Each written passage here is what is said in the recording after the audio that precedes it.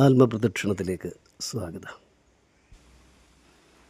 കോട്ടയം കുമാരനെല്ലൂർ ദേവീക്ഷേത്രം, അതിനോടനുബന്ധിച്ചുള്ള Shevadhi museum Indological research institute,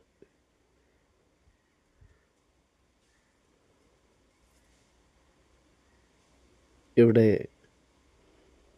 Olassa ചീരട്ട മണ്ണ് ഇല്ലത്ത് സൂക്ഷിച്ചിരുന്ന 272 ഗ്രന്ഥങ്ങളും 3000 ഒറ്റയോലകൾ സൂക്ഷിക്കുന്ന റിസർച്ച് സെൻ്ററാണിത്. Shevadhi museum Indological research institute. പണ്ട് ഇത് കളപ്പുരയായിരുന്നു, നെല്ല് സൂക്ഷിക്കുന്ന ഇടമായിരുന്നു. ഇന്നത് റിസർച്ച് സെൻ്ററായി മാറിയിരിക്കുകയാണ്. ജനങ്ങളുടെ ആരോഗ്യ സംരക്ഷണത്തിന് പരശുരാമനാൽ നിയോഗിക്കപ്പെട്ട അഷ്ടവൈദ്യന്മാർ, ഒളശ ചീരട്ടമണ്ണ് കുടുംബക്കാർ, അഷ്ടവൈദ്യ കുടുംബങ്ങളിൽ ഒന്നായ ചീരട്ടമണ്ണ് ഇല്ലം മലപ്പുറം ജില്ലയിൽ അങ്ങാടിപ്പുറത്ത് സ്ഥിതി ചെയ്തിരുന്നത്. അഷ്ടാംഗ ചികിത്സയിലും ഗജചികിത്സയിലും പ്രാവീണ്യം നേടിയവരായിരുന്നു അവർ.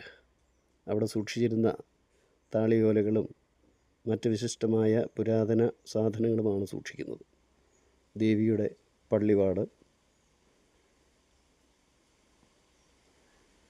പരിച,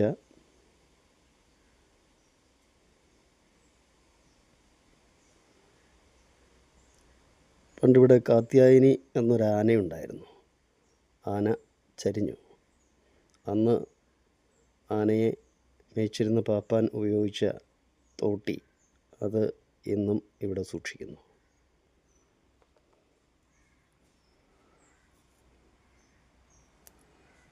അഷ്ടവൈദ്യന്മാരായവർ പണ്ട് ഒരു ആനയ്ക്ക് രോഗം വന്നപ്പോൾ ചിരട്ടയിൽ മണ്ണ് നിറച്ച് ധന്വന്തരി മൂർത്തിയെ പ്രാർത്ഥിച്ച് ആ വ്രണത്തിൽ അത് പുരട്ടിയപ്പോൾ ആനയ്ക്ക് രോഗം ഭേദമായിത്രേ.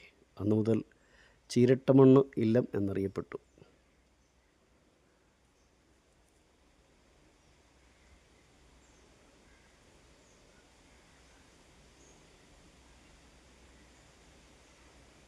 ഇത് ശാസനമാണ്, വട്ടെഴുത്ത് എന്ന് പറയും.